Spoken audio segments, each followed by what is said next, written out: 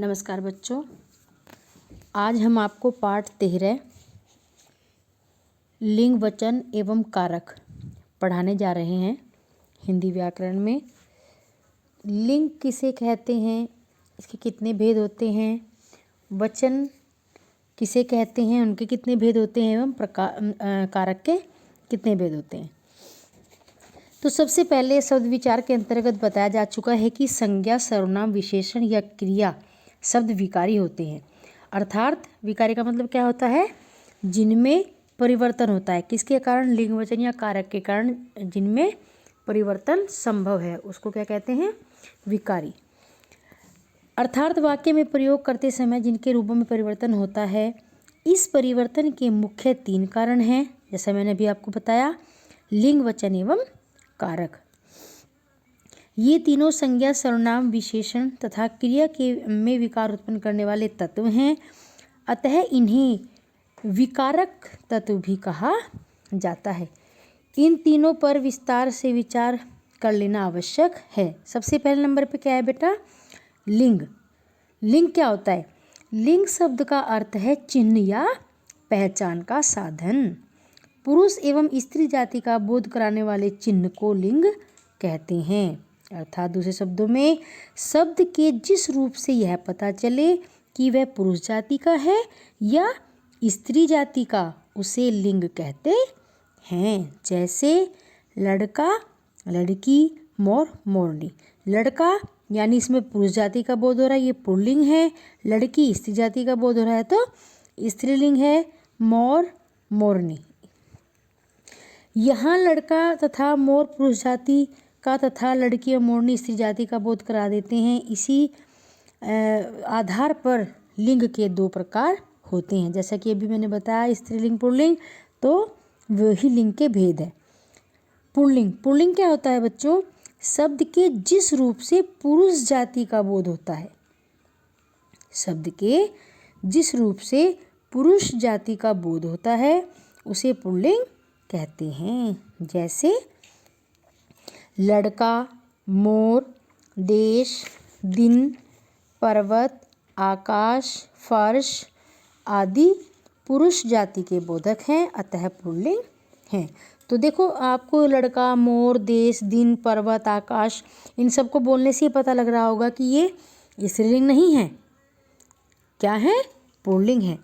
यानी पुरुष जाति के बोधक हैं, पुरुष जाति का बोध हो रहा है इनसे, तो ये पुल्लिंग है। ऐसे ही स्त्रीलिंग है, शब्द के जिस रूप से स्त्री जाति का बोध हो उसे स्त्रीलिंग कहते हैं। जैसे लड़की, मोरनी, मातृभूमि, रात, नदी, धरती, दीवार आदि स्त्री जाति के बोधक हैं, अतः ये स्त्रीलिंग हैं। अब आपका आगे है बेटा वचन। पेज नंबर 122 पर आपके कुछ उदाहरण दिए गए हैं बेटा पुल्लिंग के, उनको अच्छे से पढ़ लेना। देशों के नाम है, पर्वतों के हैं, वृक्षों के हैं, जलीय भागों के हैं, ग्रहों के हैं, दिनों के हैं, महीनों के हैं। ऐसे ही स्त्रीलिंग में नदियों के, तिथियों के, तारीखों के, भाषाओं के, बोलियों के, लिपियों के आदि नाम हैं। उनके उदाहरण आप अच्छे से पढ़ लीजिएगा। लिंग हमने आपको समझाया है। अब लिंग के बाद हमारा दूसरा है वचन। देखो बेटा, वचन किसे कहते हैं? वचन के बारे में आप पद को पता ही लग गया होगा कि संख्या, जहाँ पे हमें संख्या के बारे में जानकारी प्राप्त होती है कि कितनी संख्या है, 1 है, 2 है, अनेक है, जो भी है। अब आप वचनों को हिंदी में पढ़ते हैं, इंग्लिश में भी और संस्कृत में भी। हिंदी और इंग्लिश में हमारे 2 वचन होते हैं, एक और बहुवचन, जबकि संस्कृत में हमारे 3 वचन होते हैं, एक वचन, द्विवचन और बहुवचन। तो हिंदी में हम कितने पढ़ेंगे? 2 वचन पढ़ेंगे, एक और बहुवचन। यानी एक जिसमें एक संख्या होती है, एक कोई एक चीज़ होती है, और बहु में जब बहुत सारी, यानी अनेकों के लिए। व्याकरण में वचन का अर्थ विकारी शब्द की संख्या बताने वाला साधन है। हम यह भी कह सकते हैं कि शब्द के जिस रूप से उसकी संख्या, एक या अनेक का बोध हो, उसे वचन कहते हैं। जैसे लड़का, लड़के। लड़का क्या है? एक वचन है, लड़के क्या है? बहुवचन। ऐसे ही लड़की, लड़कियाँ। लड़की एक वचन है तो लड़कियाँ बहुत सारी हैं। ऐसे आँख एक है और आँखें हैं तो 2 हो गई। यहाँ लड़का लड़की आँख संख्या में एक होने यहाँ लड़का लड़की आँख संख्या में एक होने का बोध कराते हैं तथा लड़के लड़कियाँ आँखें संख्या में अनेक होने का बोध कराते हैं। इसी आधार पर हिंदी में वचन के दो भेद माने गए हैं। नंबर एक एक वचन, नंबर 2 बहुवचन। एक वचन क्या होता है? शब्द के जिस रूप से एक संख्या यानी संख्या में एक होने का बोध हो उसे एक वचन कहते हैं। जैसे बालिका, स्त्री, चूहा, पुस्तक, गुड़िया, अध्यापक आदि ये सभी संख्या में एक होने का बोध कराते हैं, अतः ये एक वचन कहलाते हैं। दूसरा है हमारा बहुवचन। शब्द के जिस रूप से अनेक संख्या यानी संख्या में एक से अधिक होने का बोध हो उसे बहुवचन कहते हैं। जैसे बालिकाएं, स्त्रियां, चूहे, पुस्तकें, गुड़िया, अध्यापकगण आदि ये सभी संख्या में एक से अधिक होने का बोध कराते हैं, अतः ये बहुवचन हैं। यानी जो संख्या में एक होता है वो एक वचन में आएगा और जो संख्या में बहुत सारे होते हैं, अनेक होते हैं, वो एक वचन में आएंगे। अब वचन संबंधी कुछ नियम भी हैं बच्चों। हिंदी में 2 प्रकार के ही वचन माने गए हैं, एक और बहुवचन। कई बार व्यवहार में एक वचन का प्रयोग बहुवचन के रूप में तथा बहुवचन का एक वचन के रूप में प्रयोग कर दिया जाता है। इन सब बातों को ध्यान में रखते हुए वचन के कुछ नियम निर्धारित किए गए हैं जो इस प्रकार है। बच्चों मैंने आपको समझाया था लेसन एक्सप्लेन करते वक्त कि कभी कभी हम एक संख्या में एक होते हुए भी हम उनके लिए बहुवचन का प्रयोग करते हैं। वो मैंने आपको समझाया था। सपोज़ एक सेंटेंस है कि पिताजी आते हैं। अब पिताजी तो एक है लेकिन आते हैं, तो हमने वहाँ पे बहुवचन का प्रयोग क्यों किया? उनको सम्मान सूचक शब्द से संबोधित करने के लिए। तो जो भी प्रतिष्ठित लोग होते हैं या हमारे बड़े होते हैं तो हम उनको सम्मान देने के लिए बहुवचन का प्रयोग करते हैं। माताजी आती हैं, पिताजी आते हैं, अध्यापक आते हैं, जाते हैं। तो इस तरह के प्रयोग करते हैं हम शब्दों का। यानी एक वचन होते हुए, संख्या में एक होते हुए उनके लिए बहुवचन प्रयोग करते हैं। क्यों? जब हम किसी को सम्मान देते हैं तो वहाँ पर हम बहुवचन का ही प्रयोग करते हैं। पिताजी आता है, अध्यापक आता है, ऐसा तो हम नहीं बोल सकते, तो इसलिए यहाँ पर हम एक वचन की जगह बहुवचन का प्रयोग करते हैं। ऐसे ही आपके पेज नंबर 130 पे दिया गया है। देखिए, एक वचन का प्रयोग बहुवचन में कैसे? सम्मान या आदर के लिए एक व्यक्ति के लिए भी बहुवचन का प्रयोग होता है। जैसे आदरार्थ बहुवचन भी, जिसे इसको क्या कहते हैं? आदरार्थ बहुवचन भी कहते हैं। जैसे देखिए पहले नंबर पे है, गुरुजी आज नहीं पढ़ाएंगे, गांधी जी महान थे, मेरे पिताजी कल आएंगे, श्री राम 14 वर्ष के लिए वन गए, नेहरू जी भारत के प्रधानमंत्री थे, बड़े भाई साहब सो गए। देखिए, तो इस तरीके से इनको एक वचन होते हुए इनको बहुवचन में प्रयोग किया गया है। ऐसे ही आंसू, बाल, प्राण, दर्शन, हस्ताक्षर, होश, लोग, दाम का अधिकतर बहुवचन में ही प्रयोग होता है। उनके दर्शन दुर्लभ हैं, उनके हस्ताक्षर अनोखे हैं, इस गाय के दाम क्या हैं? श्रेया ने बाल कटवा लिए, सिंह को देखकर उसके प्राण सूख गए, माँ की आंखों में खुशी के आंसू आ गए, मुझे देखते ही तुम्हारे होश उड़ गई। इसी प्रकार के बहुत सारे उदाहरण है बेटा, इनको ध्यान से पढ़ लीजिएगा। ग, अपना बड़प्पन प्रकट करने के लिए एक वचन के साथ स्थान पर बहुवचन का प्रयोग होता है। जैसे राजा ने कहा, हम आज्ञा देते हैं कि तुम हमारे राज्य में ही रहो। हम आज्ञा देते हैं कि तुम हमारे राज्य में ही रहो। यानी थोड़ा अपना बड़प्पन प्रकट करने के लिए एक वचन के स्थान पर बहुवचन का प्रयोग हुआ है। बहुवचन का एक वचन के रूप में प्रयोग। बहुवचन के बोधक शब्द हैं जाति, दल, सेना, वर्ग, वृंद, गण, एक वचन में प्रयुक्त होते हैं। जैसे टिड्डी का दल खेत को नष्ट कर गया। देखो, स्त्री जाति सदा से त्याग करती आई है। छात्र वृंद आज अनुशासन का पालन नहीं कर रहा है। यानी यहाँ पर बहुवचन का एक वचन में प्रयोग हुआ है। टिड्डी दल, टिड्डी तो टिड्डियाँ बहुत सारी हैं, लेकिन टिड्डी दल वो एक वचन में आ गया है। स्त्रियाँ बहुत सारी होती, लेकिन स्त्री जाति एक वचन में आ गया। युवा बहुत सारे होते, बट युवा वर्ग हुआ कहा, तो इसलिए एक वचन हुआ। ऐसे ही सेवा दल, यानी अगर समूह हो व्यक्तियों का, मतलब अलग अलग संख्याओं में उनको काउंट किया जाए तो वो बहुवचन है, लेकिन अगर उसको एक नाम दे दिया गया समूह या दल तो वो एक वचन में आता है। शिक्षक अलग अलग खड़े हैं तो वो बहुत सारे होंगे, शिक्षकगण हो जाएंगे, किंतु अगर शिक्षक समुदाय कहा जाए तो वो एक वचन हो जाएगा। ऐसे ही व्यक्तिवाचक, भाववाचक एवं धातुओं का बोध कराने वाली जातिवाचक संज्ञाएं एक वचन में प्रयुक्त होती हैं। राजू खेल रहा है, सोना महंगा है, शीला हंस रही थी, सत्य की सदा विजय होती है, वगैरह वगैरह। देखना बेटा, आप ध्यान से सभी इसको पढ़ेंगे। अब दोनों वचनों में प्रयोग आपके सामने दिए गए हैं। इधर बालक खेलता है, बालक खेलते हैं, गाय घास खाती है, गाय घास खाती हैं, बहुत सारी हो गई। गधा मूर्ख होता है, गधे मूर्ख होते हैं। यानी एक वचन और बहुवचन दोनों के उदाहरण आपके पास हैं। अब आगे देखिए, हमारा तीसरा पॉइंट क्या है, कारक। कारक के बारे में आप पहले बेटा पढ़ते आ चुके हैं। कारक का अर्थ क्या होता है? कारक का शब्दार्थ करने का अर्थ क्या होता है? करने वाला या क्रिया का संपादक, अर्थात क्रिया को संपन्न करने वाला।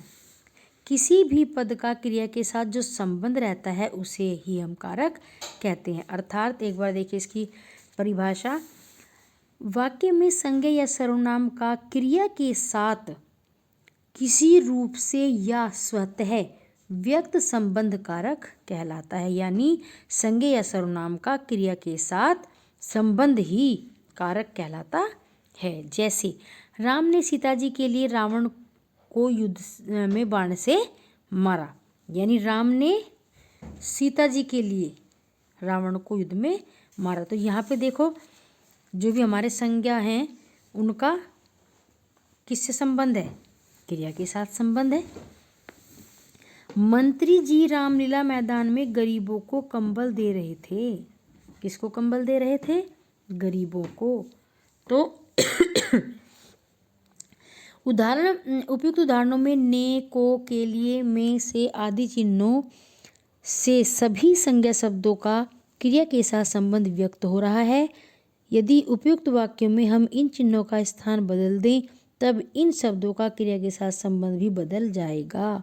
जैसे यदि हम कहें, देखिए, राम के लिए रावण को सीता ने युद्ध में बाण से मारा, तथा मंत्री जी को रामलीला मैदान में गरीब कंबल दे रहे थे, तो यहाँ स्पष्ट है कि पहले वाक्य में मारा क्रिया के साथ राम, रावण एवं सीता का तथा दे रहे थे क्रिया के साथ मंत्री जी एवं गरीबों का संबंध बदल जाता है। अर्थात इन चिन्हों के द्वारा ही इस संबंध का ज्ञान होता है।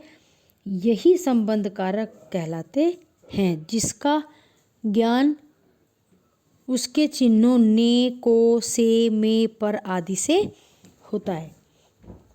अब बच्चों, कारक के भेद कितने होते हैं? कारक के भेद के बारे में बताएंगे हम। कारक के 8 भेद होते हैं। सबसे पहला होता है हमारा कर्ता। कर्ता ने, जिसकी पहचान होती है ने। कर्ता क्या होता है? दूसरा होता है कर्ण, जिसकी पहचान होती है कर्ता ने कर्म को कर्ण से द्वारा, संप्रदान के लिए, आपादान से अलग होना, संबंध काकी के रारी रे, अधिकरण में या पर, संबोधन हे अरे। ठीक है, तो ये हमारी सब विभक्तियाँ भी होती हैं, आपने पढ़ी होगी संस्कृत में। कर्ता शब्द के जिस रूप से क्रिया के करने वाले का बोध हो उसे कर्ता कारक कहते हैं। अर्थात क्रिया के करने वाले का, यानी जो क्रिया को कर रहा है, और जो क्रिया को कर रहा है वो कौन होता है? कर्ता। इसके लिए उपयुक्त प्रसर्ग या विभक्ति ने माना जाता है इसका चिन्ह। मैंने आपको बताया अभी कर्ता ने, किंतु ने प्रसर्ग सकर्मक धातुओं के साथ भूतकाल के प्रयोग में ही लगता है। वर्तमान काल एवं भविष्य काल में इसका प्रयोग प्रकट रूप में नहीं होता, इसलिए शून्य प्रत्यय का प्रयोग किया जाता है। जैसे लड़के ने पुस्तक पढ़ी, भूतकाल नेपरसक का प्रयोग। लड़का पुस्तक पढ़ता है, वर्तमान। लड़का पुस्तक पढ़ेगा, भविष्यकाल। ठीक है, ध्यान से देखो इसको। दूसरा है कर्म, जिसकी पहचान होती है को। यह क्रिय तथा मन से मिलकर बना है, अतः कर्ता के समान कर्म का भी क्रिया के साथ सीधा संबंध है। क्रिया के फल को के आश्रय को कर्म कहते हैं। डेफिनेशन देखेंगे इसकी। शब्द के जिस रूप पर क्रिया का फल पड़ता है, शब्द के जिस रूप पर क्रिया का फल पड़ता है उसे कर्म कहते हैं। स्पष्ट है कि सकर्मक क्रिया वाले वाक्यों में ही कर्म कारक का प्रयोग होता है। इस कारक की व्यक्ति को है, यानी इसका चिन्ह क्या है, को। कर्ता ने कर्म को। जैसे छात्रों को बुलाओ, छात्रों किसको बुलाओ, छात्रों को। तो यहाँ पे कौन सा हमारा कर्म, छात्रों को। लड़का पुस्तक को पढ़ता है, लड़का पुस्तक पढ़ता है, यहाँ पे को हमारा साइलेंट भी हो सकता है, और लेकिन हम इसको लड़का पुस्तक को पढ़ता है, मोस्टली सेंटेंस क्या होता है, लड़का पुस्तक पढ़ता है, को छिपा हुआ होता है। लेकिन यहाँ पे समझाने के लिए आपको लिखा गया है कि लड़का पुस्तक को पढ़ता है। यहाँ पे क्या है, को, यानी कर्ता ने था और कर्म को। तो यहाँ पे कर्म क्या है, पुस्तक। भाई लड़का करता है, पढ़ता है, क्रिया है। कर्म क्या हुई, हमारी पुस्तक, क्योंकि पढ़ी जा रही है, कौन, पुस्तक पढ़ी जा रही है। तो जो काम हो रहा है वही तो कर्म है, काम ही तो कर्म है। तो कई बार सकर्मक क्रिया के प्रयोग होने पर भी को का प्रयोग नहीं होता, अतः ऐसी स्थिति में शून्य प्रसर्ग या शून्य प्रत्यय का प्रयोग होता है। नीचे सेंटेंस दिए गए बेटा, उनको ध्यान से पढ़ना। तीसरा है हमारा कर्ण, जिसकी पहचान मैंने बताया आपको से, यानी से द्वारा। वह कलम से लिखता है, ठीक है।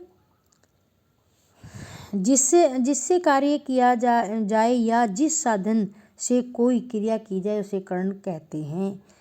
कर्ण का शब्दार्थ साधन है। क्रिया की सिद्धि में कर्ता के सबसे प्रबल सहायक को कर्ण कहते हैं। इसका चिन्ह से है। जैसे मैं कलम से लिखता हूँ, वह चम्मच से खाता है, सोहन ने चाकू से सेब काटा, राम ने बाण से मारा। मैंने अभी आपको बताया था से द्वारा, इसका चिन्ह असली क्या आता है, से द्वारा, यानी जिसके द्वारा कोई काम होता है। अभी आपको ऊपर पढ़ा आपने कि जिससे कार्य किया जाए या जिस साधन से कोई क्रिया की जाए उसे कर्ण कहते हैं। यहाँ लिखना, खाना, काटना, मारना क्रियाओं को संपन्न करने के लिए क्रमशः कलम, चम्मच, चाकू तथा बाण की सहायता ली गई है, अतः ये कर्ण है और इनमें से प्रसर्ग का प्रयोग किया गया है। बाकी ध्यान से देखना बेटा इनके उदाहरण। अब है संप्रदान, जिसकी पहचान मैंने आपको बताई थी के लिए। इसकी जो पहचान होती है सही, वो होती है के लिए। को तो कर्म में भी आता है, जिसकी मेन पहचान होती है वो के लिए होती है। जिसे कोई वस्तु प्रदान की जाए या जिसके लिए कोई क्रिया की जाए उसे संप्रदान कहते हैं। कर्ता का कर्म के द्वारा अभिलषित व्यक्ति संप्रदान होता है, जिसके इसके लिए को, के लिए, के वास्ते प्रसर्गों का प्रयोग होता है। राजा गरीबों को दान देता है, लोग सूर्य को अर्घ्य देते हैं, दीपक रोगी के लिए दवा लाता है, श्रवण कुमार माता पिता के लिए पानी लाने गया, वगैरह। यानी जो पहचान होती है मेन वो होती है के लिए। अब है संप्रदान एवं कर्म कारक में अंतर बेटा।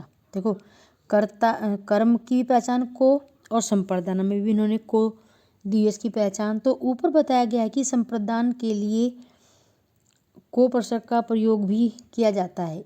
इससे पहले यह भी बताया गया है कि कर्म के लिए भी को प्रसर्ग का प्रयोग यानी को चिन्ह का प्रयोग किया जाता है। इस प्रकार कर्म एवं संप्रदान दोनों में को प्रसर्ग का प्रयोग होता है, किंतु दोनों में बहुत अंतर है। क्या अंतर है देखिए। सोहन गाय को बांधता है, सोहन गाय को भूसा देता है। पहले वाक्य में गाय बांधने की क्रिया का कर्म है, अतः उसके बाद प्रयुक्त को कर्म कारक का बोधक है। गाय को बांधता है। और दूसरे वाक्य में भूसा देने की क्रिया गाय के लिए की गई है, अतः इस वाक्य में गाय को भूसा देता है, यानी गाय के लिए भूसा देता है। तो यहाँ पर क्या है, गाय संप्रदान है, तो इसके लिए प्रयुक्त को संबंध कारक का बोधक है। यानी देखो, गाय को बांधता है, गाय के लिए बांधता तो नहीं आएगा ना। सोहन गाय को बांधता है।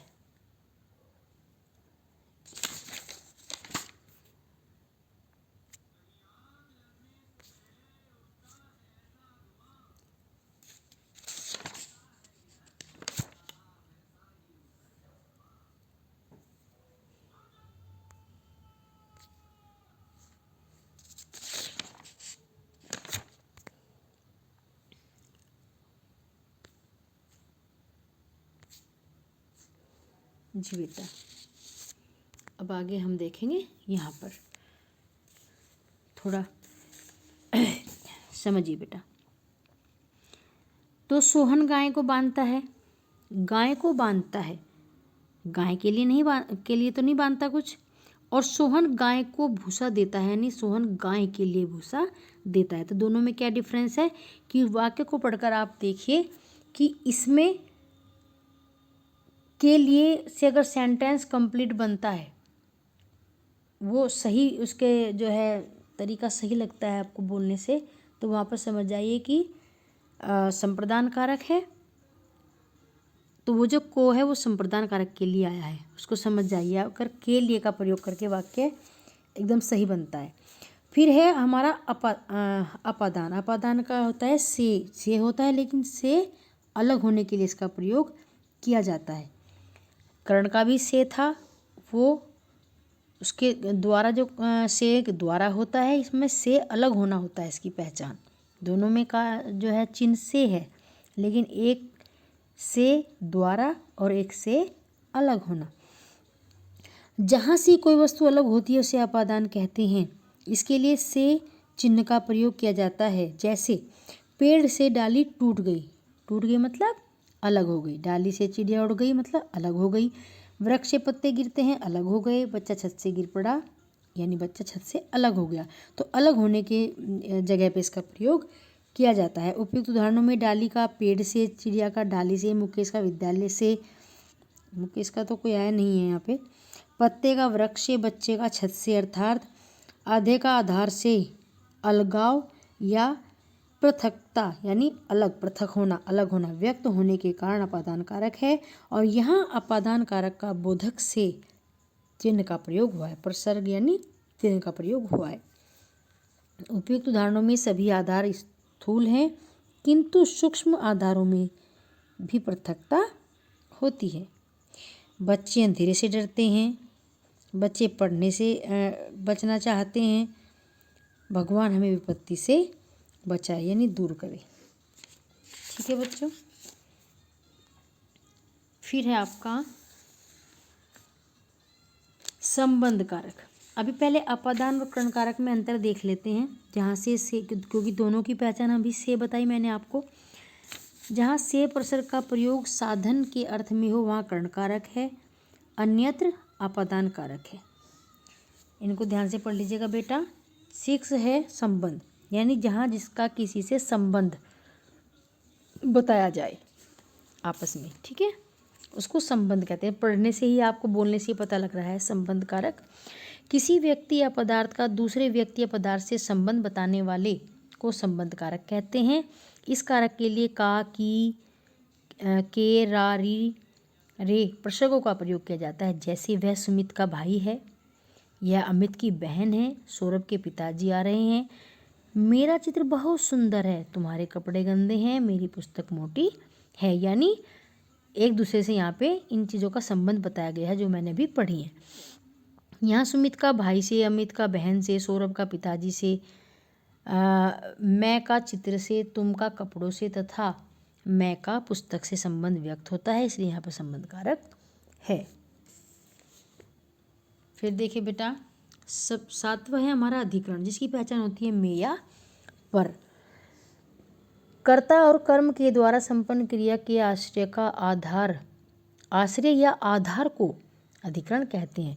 कर्ता तथा कर्म के द्वारा संपन्न क्रिया के आश्रय या आधार को अधिकरण कहते हैं। यानी कर्ता कर्म के द्वारा जो क्रिया संपन्न होती है, इसके लिए में और पर्ग प्रसर का प्रयोग होता है, यानी चिन्ह का प्रयोग किया जाता है। घर घर में शोर मच गया, बच्चा बिस्तर पर सोया है।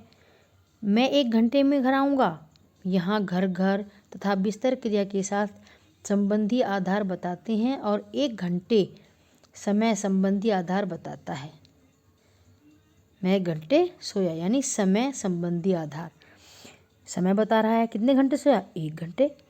में तथा पर के अतिरिक्त भीतर, अंदर, बाहर, ऊपर, नीचे, मध्य, बीच आदि प्रसर्गों अर्थात चिन्हों का प्रयोग भी होता है। इन चिन्हों यानी प्रसर्गों से पहले के का प्रयोग अवश्य होता है। जैसे जख्म के ऊपर दवा लगा दो। अगर यहाँ पे भीतर, के अंदर, के बाहर, के ऊपर, के नीचे, के मध्य, के बीच, यानी क्या कहा उन्होंने? इन प्रसंगों से पहले के का प्रयोग अवश्य होता है। जैसे जख्म के ऊपर, घर के भीतर, अलमारी के अंदर, आंगन के बीच। तो कई बार प्रसर्ग रहित अधिकरण का भी प्रयोग होता है। ऐसी स्थिति में शून्य प्रत्यय या शून्य प्रसर्ग का प्रयोग माना जाता है। जैसे मेरे घर मेहमान आए, उस जगह पूर्ण शांति थी। श्री राम के वापस अयोध्या आने पर घर घर खुशियां मनाई गई। लास्ट है हमारा बच्चों संबोधन, जिसकी पहचान मैंने आपको बताई थी हे, अरे, ए वगैरह, जिससे किसी को बुलाने या सचेत करने का भाव प्रकट हो। किसी को बुलाते हैं ना आप, हेलो, हाय ऐसे करके इंग्लिश में, तो ऐसे हिंदी में ए, अरे, ए। ओके। इन प्रसंगों आदि का प्रयोग होता है। प्रसंग तथा संज्ञा शब्द के बाद संबोधन चिन्ह भी लगाया जाता है। कुछ लोग संबोधन चिन्ह के स्थान पर अर्धविराम के चिन्ह का प्रयोग करते हैं। ऐसी स्थिति में वाक्य के अंत में संबोधन चिन्ह का प्रयोग होता है। यानी संबोधन तुम्हें बोलने से लग रहा है बच्चों कि किसी को संबोधित करते हैं, आप बुलाते हैं, पुकारते हैं हे कृष्ण मेरी रक्षा करो, हे लड़के ठीक से बात करो, अरे बेटे तुम कहाँ जा रहे हो। तो यानी हम किसी को बुला रहे हैं, उसको संबोधित कर रहे हैं, हे, अरे, अहो, हेलो, हाय वगैरह कह के जैसे हम बोलते हैं। तो बेटा ये था हमारा लेसन लिंग, वचन और कारक का। हमने आपको लिंग की डेफिनेशन के उदाहरण से ही समझाई है। ऐसे ही वचन की भी और कारक भी हमारे 8 होते हैं। 8 को हमने आपको डेफिनेशन यानी परिभाषा के साथ, उदाहरण के साथ आपको समझाया है। आप इसको और अच्छे से समझेंगे। बहुत सारे जो है बेटा इसमें उदाहरण है हमारे, आप उनको बहुत अच्छे से पढ़ेंगे और समझेंगे। एक बार फिर इसकी रीडिंग आप करेंगे पुनः स्वयं से और इसको समझेंगे। बहुत ही इम्पोर्टेंट है बेटा आपके तीनों ही चीज़ें, और मोस्टली कारक को बहुत अच्छे से आप पढ़ेंगे। ठीक है बच्चों, ओके बेटा, धन्यवाद। तो बहुत बड़ी बन गई।